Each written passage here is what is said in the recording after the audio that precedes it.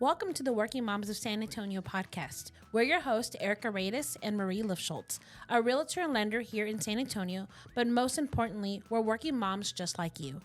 This podcast is all about creating a space where we can come together, share stories, and learn from each other. We love connecting with local moms in business, hearing about their journeys, and how they're balancing it all. Because let's be honest, it's not always easy, but it's so worth it. Before we dive into today's episode, we're excited to share some big news with you all.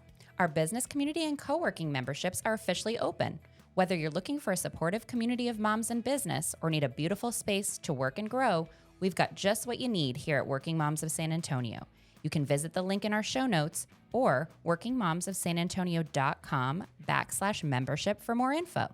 Now, on to today's episode. Grab a cup of coffee, settle in, and let's get started.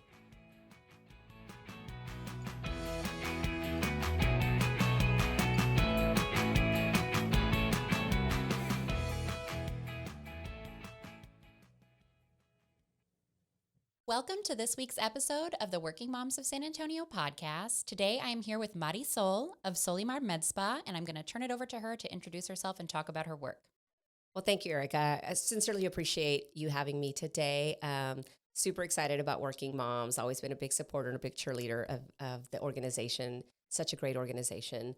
So Solymar Med Spa, let's talk a little bit about that. A brainchild of mine that had been growing in the back of my head probably for about 8 years. Absolutely love the science of medicine. I've been a nurse over 20 years. Oh, that's scary to say that, but over 20 years. And honestly went into nursing because I wanted to sell pharmaceuticals. I never thought I would be bedside. I found a job in the ER and I fell in love with it. I fell in love with everything trauma. Anything that having to do with true trauma was just a passion. I love studying it. I love learning about, what the physiology of the body does. And that just kind of grew to a passion of really just diving myself into the education and more, absorbing everything of medicine. Yeah. Fast forward to about 10 years ago, went into consulting and leadership. That's what brought me to San Antonio, or what I say back to San Antonio, original San Antonian, went to Clark High School, go Cougars, which has a whole new meaning now, right? Yeah. True. But came back to San Antonio and still kind of in the back of my head had always wanted to open a med spa. We have a very good friend that lives in Austin that just kind of took me under his wing and taught me how to inject, plastic surgeon, and wonderful at what he does and really helped me in understanding the anatomy and physiology of injecting, which is really important. This is someone's billboard, right? Yeah. Not to mention my own. So just in the back of my head of wanting to build a business, and I kept bringing it up with my husband, and he finally said, you know what? You either need to do something or shut it. Yeah. Right. And that hit me pretty hard. So I said, I'm ready. So we decided that I would just start small. And that's how I did. Very small room in the back of someone's hair salon. And that grew. And 2 years later, here we are. Yeah. Here we are. And truly excited to honestly have what I call the not only support, but also the women around me that really keep me motivated to be better. Yeah. And stuff. And honestly, I'm just excited about what's coming. Yes. No, same here. I love that. I mean, so many of our members too have been like you, where they start, someplace and they kind of move forward and get bigger and bigger. And then all of a sudden now you need your own space and you need all the things. And so I love to see that. I know you want to share today, some information about skincare. God knows I need all of the information. I specifically need it, and I'm sure our listeners do as well. So maybe you can talk a little bit about skincare. And, I think we discussed through the aging process, which no one really wants to talk about, but we need to know. So I feel that skincare really just evolves as we get older. We call it generational skincare. And it should start at your 20s. And I know you're 20, you don't want to think about skincare. Yeah. You sleep with your makeup on and you probably go with to work with the same makeup you fell asleep with the night before. Let's just be honest. Yeah. But it starts with good care. I think that's the main word here is care. It's how do we care for our skin throughout the different generations that, we're going through. In our 20s, our care is very minimal. We know that. We don't have the money to invest in it, but something very simple as a good sunscreen makes a big difference. Our collagen is still nice and perky, just like everything else on our body. So we want to make sure that, we're protecting it. And the biggest hater, I'm going to say, of collagen is the sun. Mm-hmm. It breaks down our collagen. So keeping that barrier there is a big piece for when you're 20. So if you don't have any money to invest in any kind of skincare, but other than what's at the Walgreens, power to you, just get a good sunscreen. Yeah. And then you transition into your 30s. In your 30s, you're in your childbearing years. You're not focusing again on your skincare. You're focusing in on the vomit you probably have on your back or on your shoulder that you've been, walking around with for the whole day. But in your 30s, there's simple things. Getting a good skincare routine. At this point, our jobs are a little bit more fruitful maybe, and we have the ability to really start investing a little bit in ourselves. And I think our first investment should be on what I call just a basic skincare routine. Cleaning your face, toning your face, exfoliating your face. 3 products. Nothing complicated, nothing that's going to take time away from family and everything else that's going on in your life, but just something simple, something you can do same thing in the day that you can do same thing at night. And that way it makes it routine. Routine is a big, big player in how we take care of our skin because, and you probably can relate with this, exercise. 3 days, I haven't lost 20 pounds. I'm out. Yes. Same thing with skincare. 3 days, I still have wrinkles. I'm out. Yeah. You have to give skincare a solid 30 days to really see the effects and really see that glow. Yeah. So again, in your 30s, buy the cheap makeup, Maybelline, L'Oreal, they're not bad brands. Don't buy the cheap skincare. Yeah. Start to really focus on that next level of skincare and highly recommend a medical grade skincare. Just because the products are a little bit more what I'm going to call potent. Yeah. And they have a little bit more of the ability to really, where you see results. Sure. Then we get into our 40s. Dun, I'm dun, so close dun. to that. I haven't seen that age group in a long time. Then we get into our 40s. And in our 40s, as we age from 20 to 30 to 40, every year we lose collagen. Every year we start to lose at least 10% of our collagen, or every decade, right? Yeah. So by the time we're 40, we're halfway there. Like we're halfway in collagen loss. And collagen is what produces, call it like what I'm going to call the baseline or the structure of everything in our face, really. It produces elastin. It produces hyaluronic acid. Elastin is what gives us that elasticity, those wrinkles, lack of elastin. Yeah. Hyaluronic acid. It also helps us produce hyaluronic acid. That's what keeps our face plump. That's what keeps it looking nourished and hydrated. So if we're losing the collagen, if we're losing that structure, then these other 2 elements that really help us look young are not being produced as well either. Yeah. So ideally what you want to do is, again, 20s, we're going to protect that collagen. In our 30s, we're really going to start to nurture that collagen. In our 40s, we really have to take care of it. Yeah. And that's when people start talking about injectables, and that's kind of where I come in, right? I've got these lines. I wasn't so great in my 20s. For me, it was like the tanning bed was my friend. Yeah, same, honestly. And the sun in my hair was golden. And all it led to was hair breakage and just bad Wrinkles, skin. yeah. Bad skin for me, melasma, right? So ideally what you want to do in your 40s is, again, you've got that, you've mastered the 30-year-old skin treatment, and you've got a good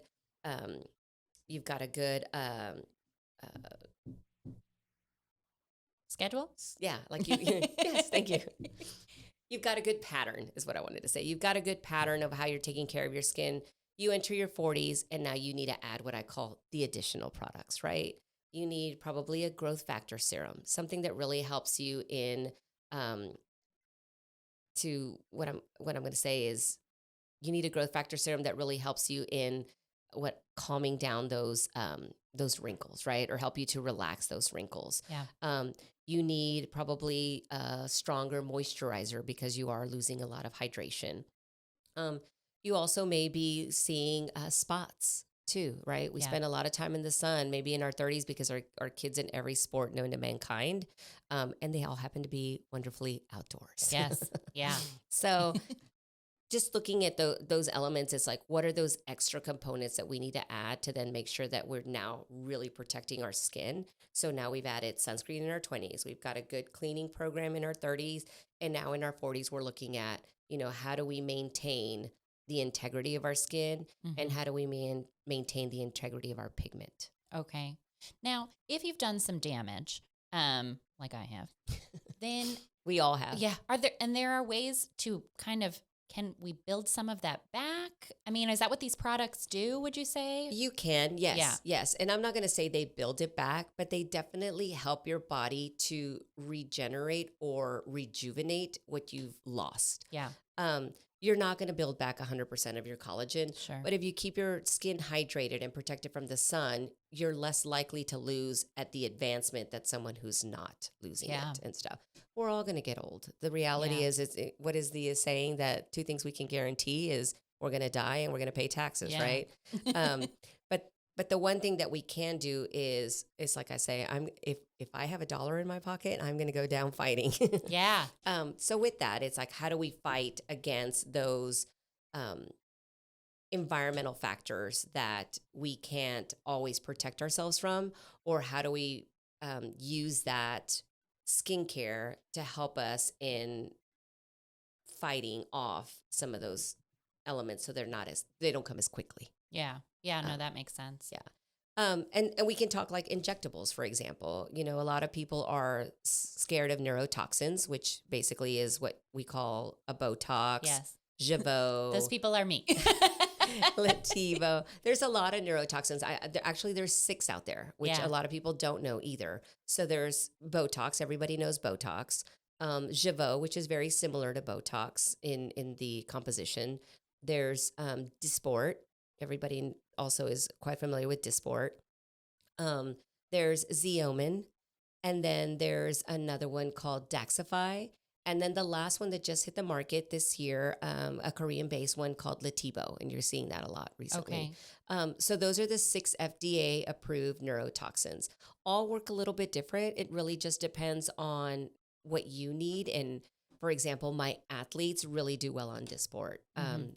Mostly everyone else really does well on a Botox or Jeuveau, so we just leave them there. Okay. So it really just depends on your activity level, how you metabolize the product too. Some people I can inject 100 units in the same 11s and it won't do anything for you. So understanding those products too and what works best for someone. Yeah. Most people start off in the 11s, which is what I call that angry face. Yeah. I've got these little fun Charlie Brown guys. And then that's the other thing too is your forehead lines. Yeah. So as you get older, you think it's a little bit counterintuitive to what it is, but as you get older, you really require less on your forehead. Unless you really have some really significant lines all over your forehead.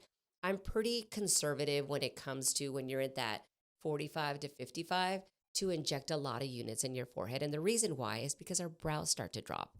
Yeah. The bone around our eye starts to increase, so it and then the fatty pad starts to reduce, so it tends to get that brow to kind of sag. Yes, I am noticing that. I notice it when I do my makeup now. Yes. Like I used to have so much nice lid and all of that, and now it's looking droopy and sad. So when you're injecting Botox, for example, if you're injecting it between the eyes, right, that muscle pulls down. So as we neutralize that muscle, it allows that brow to kind of pop back up. If I'm injecting a lot of Botox in your forehead is a muscle that basically pops up. That's what allows us to raise our eyebrows. So if I'm injecting a lot of that to neutralize that muscle, then what I'm doing is I'm pushing that brow down because there's nothing then to help support that brow come up. Oh, I see. So as you get older, I'm a little bit more conservative in injecting in your forehead, or not as many units, but also not as big as many placements of the units, because we want to get that brow to come up, right? Then there's also, so you've got the 11s, you've got your forehead, then we get the crow's feet. That's usually the next step. Yeah. The crow's feet really just depends on, I always tell people, and it's quite funny. It's like, do you want a laundered shirt or do you want a starch shirt? Yeah. A laundered shirt is bring it out of the dryer, you iron it, it's still flexible, it moves, it wrinkles a little bit, but it looks soft, right? A starch shirt, just think about your cowboy coming into that, with that shirt. Yeah. Yeah. I have a lot of wrinkles under my eyes when I smile. I have a very big smile. So I like a starch shirt on my crow's feet. Yeah. Because it still has a lot. I still show wrinkles. I mean, the reality is I'm 53, right? But I don't want anything on the side. But then there's people that are like, I just want to soften that look. And again, it has to do with just understanding someone's expectations and then understanding the number of units based on their pull to be able to create that for them. Yeah. Yeah.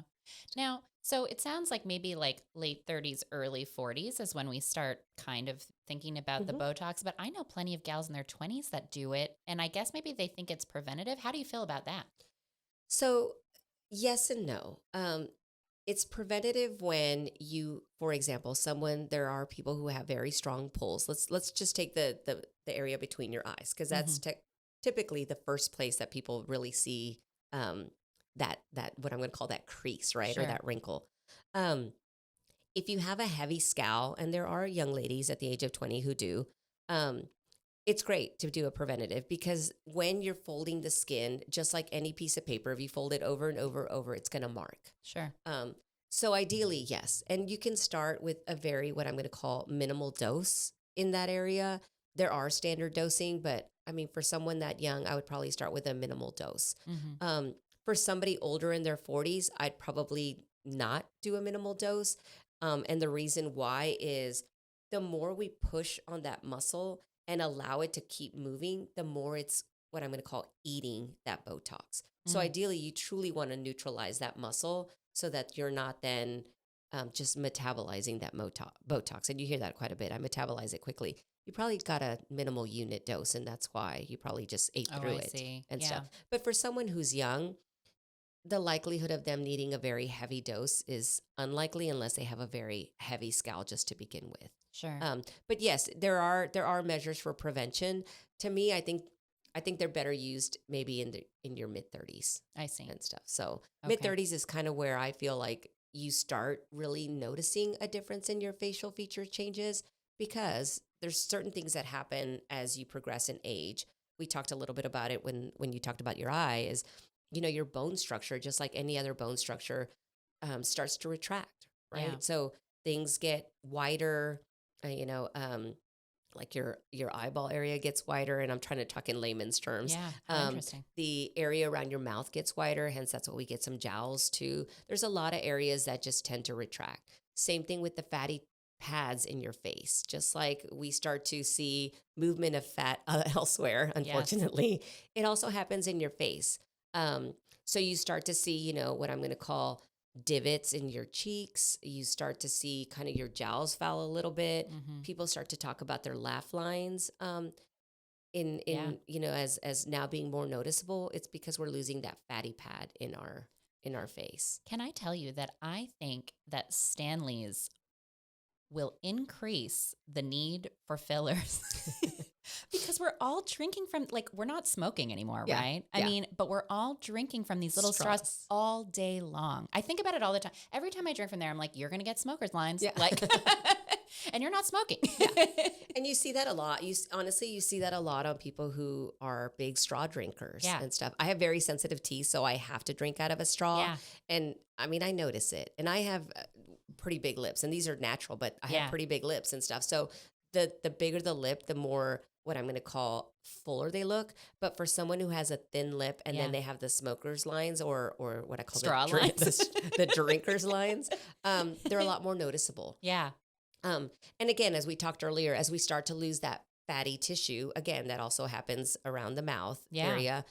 That's kind of when fillers start being a topic of conversation, when my clients or patients start walking in and tell me a little bit about fillers. Yeah, tell us a little bit about it. I want to know about the different types and all of that. So there are different types of fillers. Fillers are rated, and by rated I mean as an injector. We rate them on what they call a G prime. A G prime basically means how thick a filler is. Mm. Allergan, which makes Botox, also makes Juvederm products. They have an array of different kinds of fillers. And so does Galderma, which makes all the Restylane products. Jeuveau just came out with 2 new fillers this year also. They just launched 2 new fillers. And all these fillers, RHA is also another one. There's like RHA 2, 3, and 4. All these fillers have the same thing, and that's how you rate them in what I'm going to call thickness. Yeah. And that's how you know where to put them. Just to give you an example, Restylane Lift has the thickest or highest G prime. That mimics what I'm going to call bone. Oh. So that goes like on your cheeks. So when you need that lift, it's literally called Restylane Lift. Mm-hmm. When you need that lift, that's where you want to put that product. I would never put that on your cheeks because then I'm literally going to inject rocks in your cheeks. Yeah. I mean, not in your cheeks, I'm sorry, in your lips. Oh, sure. You want to have something that has a very low G prime because you want it to be flexible. You want it to mimic the movement of your mouth. You know, I don't want anything to mimic the movement of there's no movement in my bone in my cheek, right? Sure. There's some flexibility in the skin, but we're not injecting it there. When I inject a filler into the cheek to lift that cheek or refresh that cheek, I am injecting straight into the bone. I literally hit bone. I aspirate, make sure I'm nowhere I don't need to be, and then I inject. And we inject dollops. Really? Yeah. That's so interesting. And stuff.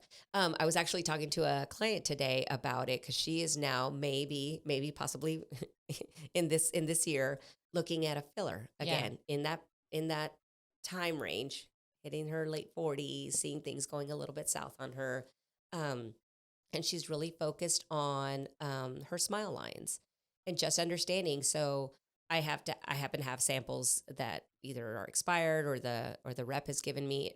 I show her the syringe. She's like, "Oh, that looks like a lot." And I said, "If I was to inject this full syringe right next to a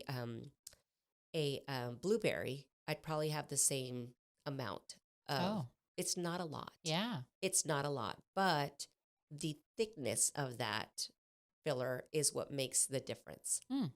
So obviously, a filler that's the size of a blueberry, but the consistency of a rock is going to be very different than a filler the size of a blueberry, the consistency of what I'm going to call a mushed banana, right? Right. And stuff. And just having an understanding of the different fillers, the different expectations your client has. And then also, I personally have it. It's like, what's your time frame? Like, when do you want to have this expectation? Yeah. What's your expectation? And then what's your budget?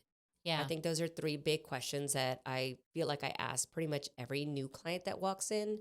One, because I have clients that are like, okay, well, my daughter's getting married in 2 months. Okay, well, we're not going to take 3 months to do this. Yeah. Because obviously you want to look beautiful in 2 months. So we probably have a month. And again, what is the expectation now in a month? And then because there's probably like some settling time and stuff as well, right? And I'm poking you. I mean, let's just be honest here. I'm Yeah. poking you with a needle. There's a lot of things that can go. You know, you can have swelling, bruising. We might need more product. So again, it's just really having an understanding of what your expectation is, and then just trying to meet that as best as possible. Do you feel like, just as a professional in general, that you err more on the side of like being conservative? 100%. Yeah. 100%. Yeah. I feel like you can always add more, right? But Yeah. like you can't, it's harder to take it away. Well, and it is. For example, Botox, the reality is I can't take it away. Yeah. You know, the taking away is, here's 3 months later and stuff. Time. Time is literally your best friend when it's a bad injection with Botox. There are some things that you can do to correct. For example, I get patients all the time that come in and the RBS, which are the corner lines of your mouth. Yeah. We all know what those are. People tend to inject those. And sometimes you inject it. That muscle is called the DAO muscle. Well, there's a muscle right under it called the DAI muscle. And that muscle is what, when you smile, pulls down your bottom lip. Oh. So if you hit that muscle and you neutralize it, you're going to have a very uneven smile. Oh gosh. Yeah. I see that quite a bit, unfortunately. And I say unethically, but unethically, basically, you have to just mess up the other side. Yeah. Or tell the patient, you know what? If you've got an electric toothbrush that vibrates, just put it right there and hope that it metabolizes quickly. Yeah. I mean, those are really your two options. Yeah. So you will see people get this stuff done elsewhere and they come into you for correction. Sometimes they do. Yeah. I unfortunately, yes. Yeah. Texas right now is the Wild West. Yeah. Of injectors. You really don't need any sort of clinical background to inject. That's so alarming. It is a little scary, but I feel like it's twofold. I feel like it has less to do with what your credentials are, which I strongly believe, obviously, a clinical background is helpful because I said there's a lot of anatomy and physiology that happens here. But the other one is also education. I feel like, I mean, even yourself, like without the proper education, I just find that a hard pill to swallow. And I honestly do not think that a weekend course at the Radisson Inn conference room is enough education to have you inject a toxin, basically, or a filler that can cause what we call vascular occlusion, which makes clots of vein, which can lead to a lot of bad things, necrosis, blindness. There's a lot of things that can happen. And you just not having a good educational background to understand what to do if something goes south. Yeah. No, that's so true. And that's just what I call the beginning piece. Again, we're injecting a toxin. What happens if somebody has a anaphylactic shock to it? That's always a possibility. You get a lot of new clients that have never had this before. So understanding like what's going to happen, what do you do? You know, how do you take care of it? That's where that nurse background comes in. That's where that nurse background. And I'll be honest, I've had patients that, you know, they're like scared of needles, but they want to get this done, and they have a syncopal effect, which basically means they pass out. Yes, that is me also. It's hard for me to draw blood. I had one patient that happened to have a syncopal episode, and she woke up, and I was on top of her. She was like, "Oh, what is this?" And I said, "I just saw it coming. I saw it coming, and you know, I didn't put the arm on the other side of the bed. I didn't expect it. So the first thing I did was literally just straddle her so that one, she wouldn't fall out of the chair. Sure. Two, I already had my alcohol in hand, and there's certain things that I just keep on hand that help. You know, peppermint is a big one for bringing people like back. It's also good for anxiety. I always keep what I call my Spanish dancer fan. You know, if you're anxious, we've got a little vibrating tool. Nerves cannot send two signals at once. That's why if anybody's ever gotten a wax job and that waxer does that tap afterwards, is because it's trying to trick the nerve to not send pain signals, but to send the tap signal. So same thing. We've got a little vibration tool that we can use that basically tricks the nerve, at least minimally, so that it's not such a big, what I'm going to call impact. Sure. Botox doesn't hurt. I mean, you do get a pinch here and there and stuff, but it shouldn't be painful. Yeah. Fillers, same thing. It's a little pinchy in some areas, but it shouldn't be overwhelmingly painful. You know, I hear this a lot because the lips. And people say, well, you know, I'm really scared of getting my lips done. Actually had a client the other day, and she was like, I'm really scared because I've had my lips done before, and oh my God, did it hurt so bad. And I said, first, again, expectation. What are you trying to achieve? Let's try to achieve it with as minimal pokes as possible. Yeah. That really helps, right? If you're not poking me, it's not hurting me. Two, I'll go in there. The product contains lidocaine. So obviously that's a number. It stings a little bit at first, but if we lay a couple of rows down, that lidocaine starts to kick in. So we lay a couple of rows down on one side, we lay a couple of rows down on the other side, and then we go back and really start the progress of the lips. I feel that helps a lot. Not to mention that I also numb the lips for a good 15 minutes before, but at the same time, anything you can do to help alleviate, not so much the pain, but someone's anxiety. Yeah. Which I think gets the best of all of us, because I'm the same way. You know, even doing all this, I'm a big chicken because it's the anticipation of what can happen, not something that actually has happened. Yeah. And I think that's for most of us. Yeah, no, that's so true. Well, since we kind of touched on it a little, I would be curious if you would share with our listeners, like, what are some questions you should be asking someone before they do this stuff, you know, for you? Absolutely. So the first one is find out their background. Yeah. You know, in my place, you see my degree, you see my license, you see my medical director's license. That should always be displayed. Just like when you go to a dermatologist or your gynecologist, there's a reason why they have their degrees on the walls. And your it's not director is here, yes, here in and San I Antonio. think I remember you saying that Yep. can be kind of a thing that doesn't always happen. No. So the first one is find out their credentials. The second one is, again, their medical director. My Mhm. medical director is here in Alamo Heights, Pedro Calzada, absolutely wonderful physician, family practice. But what I like about him is I can text him anything and he will answer back within minutes and stuff. Simple things like, hey, this patient's had this. It's been cleared for the last 5 years. Just some thoughts. I know there's some, counter stuff to it, but I don't really see anything that would make me think twice about injecting the person. And he's really good about answering. And he's like, when I do my good faith exam, I'll just make sure that, we clear that topic. And Sure. I really like that I have a sounding board.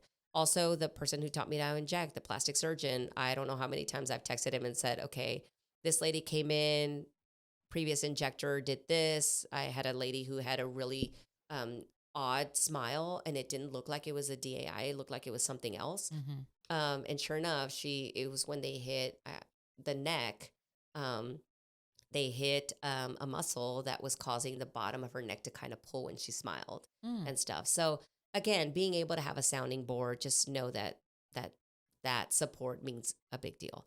The third one is their training and education. I mean, they can be an esthetician, and if they had great training, power to them. I mean, they know where they're going and all that stuff. But if their only certificate on the wall is the weekend course from a injector group, then I just feel very antsy about that. And then the other one is also just understand where the product is coming from. I know that's a tough one because a lot of people just, if they see the brand name on a box, they just think, oh, it comes from a reputable source. Yeah. You would be surprised how many emails I get weekly on buy this product from China, buy this product from Florida, buy this product. There is a standard rule. If it does not come from the manufacturer, you do not buy it. You don't know where it came from.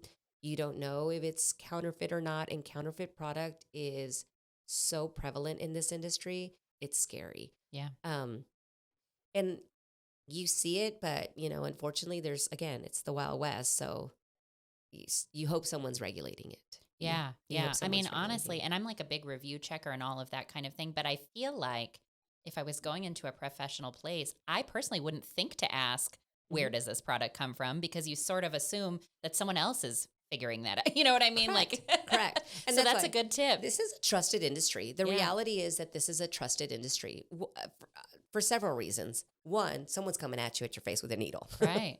That's the first one.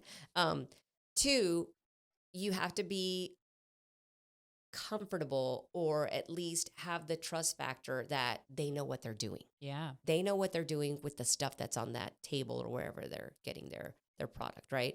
And three, you hope that the product that they have is reputable. I mean, we see this all the time. I think in Houston, it was just a story recently about a med spa in a full retail space. Like I'm talking like doors and several rooms. I'm not talking about someone in a salon suite that was no license, no medical director, with product, counterfeit product. Yeah.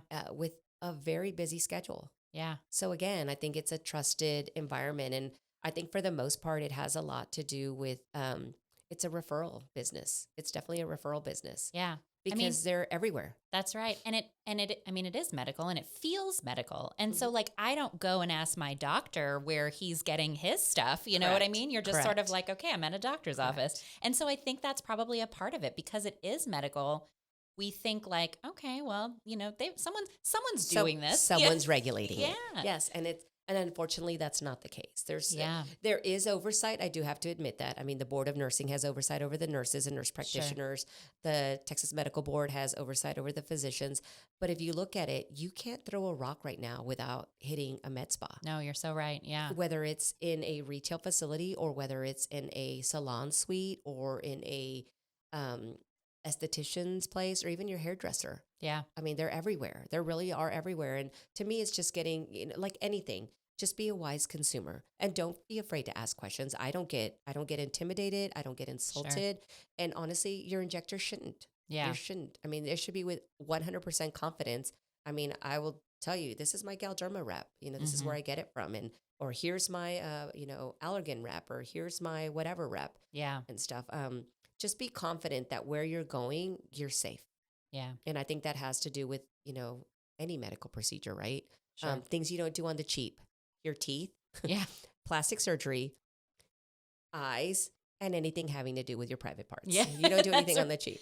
Yeah. Especially when it has to do with injecting something in your body. No, and that's so true. That's good advice. I mean, we're all on these like moms groups and stuff, right? Yeah. And you see people that'll say stuff sometimes where it's like, I want to do this, but I don't want it to cost an arm and a leg. And it's like, I feel like that should cost you an arm and a leg. Yeah. There are some things that you just pay willing for. I would be willing to give up an arm to get it done right. Yeah, of course, because you don't want to get it done wrong and have that experience. And people also go across the border, and I have nothing against that. There are great dentists, dermatologists, plastic surgeons.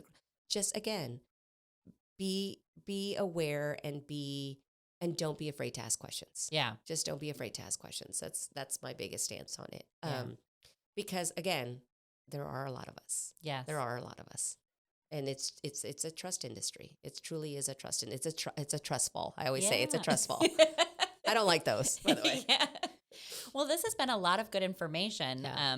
But I would be remiss if we didn't talk about the exciting thing that you have coming up. Oh my God, can I say I'm so excited? It's unreal. Yes. I'm excited. I'm nervous. I'm every single emotion running. So Solymar Med Spa is officially opening up its own retail location. Yes. 281-1604, easy access in the Northwood Shopping Center. I am literally adjacent to Marysol, Ulta, HomeSense, Nordstrom Rack. I know where I'm going to be when I don't have clients. Phenomenal location. Super excited. We are hosting our grand opening in conjunction with the Working Moms of San Antonio. I'm so excited because it's also my birthday. Yes. And everybody knows my birthday is a big deal. At least I know. And my husband. But July 17th, we're hosting a happy hour, 5:30 to 8:30, or whenever the party decides to dissipate or the cops come. No, I'm just joking. But I've got food lined up. We've got cocktails. Our bartender that I always have is going to be there, decorating it like crazy. The one thing that I have to say I'm truly excited about is when I thought about this location and opening at this location, I really thought about, going big, right? Getting bigger. And then I realized I like the smallness of my business. I do like it. But I also want to join forces with other women who provide very similar services. And unlike a salon suite, I decided that I wanted to make it more like a collaborative suite. Yes. So I'm very excited to also announce that Piel Bea will be joining Solymar Med Spa. Again, independent, basically part of our facility. Yeah. And also Beauty Bar by Carla will be joining us.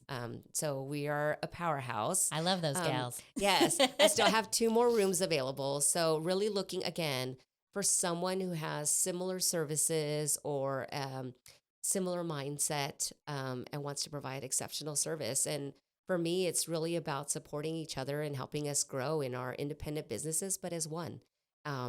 When I was thinking about this, the more and more I thought about helping someone to, as cheesy as it sounds, live the dream. Yeah. The more I got excited about it. And I'm truly excited that they're joining us. And like I said, I just really want to make it a space where someone comes in and, one, they have a plethora of services, right, that we can provide them. And 2, that they're in an environment where we all support each other and it's a very trusted environment because, again, we're referring to each other. It's like we're right there and supporting each other. And I think just providing that attitude and sense is really going to drive traffic to our location. So I'm so excited about that. I can't even tell you how I feel, but hopefully everyone is invited. Yes. And I'm always about the more the merrier. Yeah. I can say that we've done many collaborative events with you, and you have not been to a spa happy hour if you have not been to a Solymar happy hour. So they're always fun. It's always a blast. Marysol always does it big. So my husband always says, he's like, you crack me up because when you say, let's throw a party, I know it's not just a dinner party with 3 people. It's like, I think we need a bartender. And that's when I start to get nervous. Yeah. But that's a great party. Yes. Yeah, I'm so excited. I think that's going to be awesome. Yes. I think we're going to have a great turnout. And I'm so excited to see lots of raffles, lots of giveaways, just like we always do. So yeah. Truly, I can't wait. Yes. And then will you also just really quickly share with our listeners how they can find you on social media and stuff as well? Sure. So on Facebook, I'm at Solymar Med Spa. On Insta, I'm the same, just Solymar_med_spa. Okay. And then on my website, SolymarMedSpa.com. Perfect. Okay. Well, we'll put all that stuff in the show notes as well as this episode. And then I just want to thank you for being on. This was so informative. Like I said in the beginning, I need all the skincare help. I am not like a beauty product person, and so many busy moms and stuff aren't. We, like you mentioned before, we don't prioritize ourselves really. So this was great, and I'm sure that our listeners will get a ton of value out of it. The one thing I did want to add too is I'm also a great resource. Don't ever feel obligated to call me and ask me about a filler, about a Botox. Yeah. This isn't a sales pitch. It's definitely, again, education. I think education brings more tranquility, and tranquility brings trust. That's right. No, that's good. That's a good thing for all business. So, okay. Well, thank you, Erica. Yes, no, thank you. And then just really quickly, I'll thank our listeners for tuning into this week's episode of the podcast, and we'll catch you guys next time.